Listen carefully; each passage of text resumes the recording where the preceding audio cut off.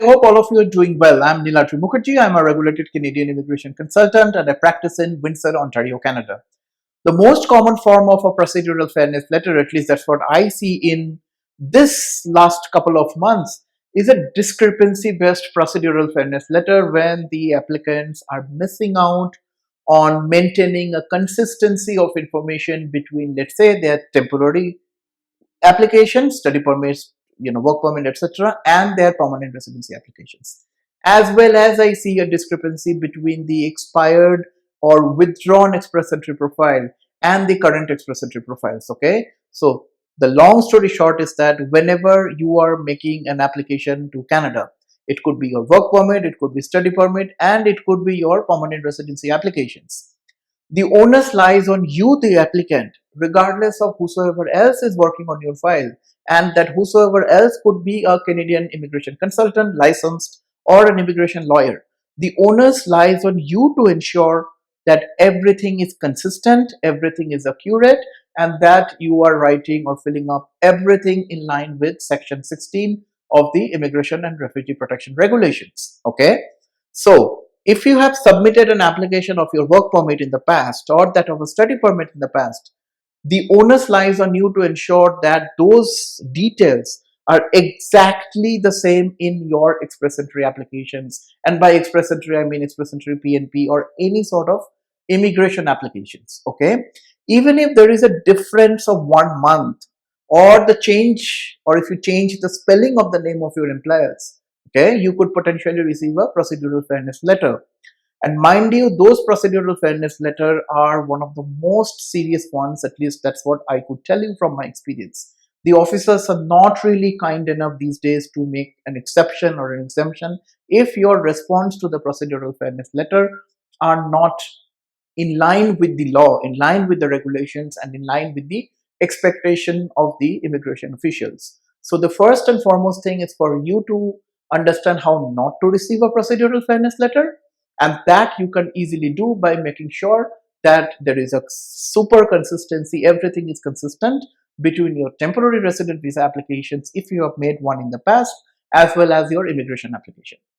Please also understand that the bar or the standard of review is quite high, is very high for immigration applications. So you may think that, well, I might have, they might have overlooked, when you have made some kind of error in your study permit applications, they might have overlooked or they might not have taken that into as seriously as they would do that in case of your immigration application, because this is a permanent residency which could potentially lead to a citizenship. So the bar is quite high. Okay, so consistency is the key.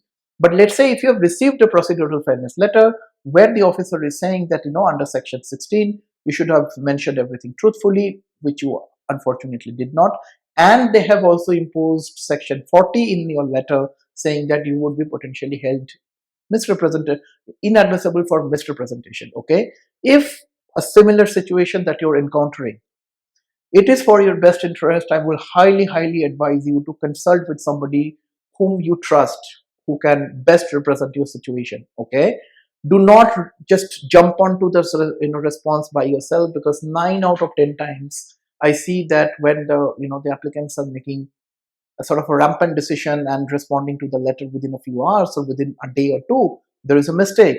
And once you submit that response, consider that's being submitted, done and dusted. Okay, so firstly, please consult with somebody who understands how to best represent your situation and take the professional guidance. But there are a couple of things that you can keep in mind, or you should keep in mind while responding to this kind of a letter, is that even if somebody else has worked on your application, you cannot really pass on the blame to somebody else. It could be a local agent, it could be a licensed lawyer, it could be a licensed consultant. It is your responsibility. It has always been your responsibility to ensure that consistency, accuracy, everything has been maintained. Okay, so passing on the bar does not help.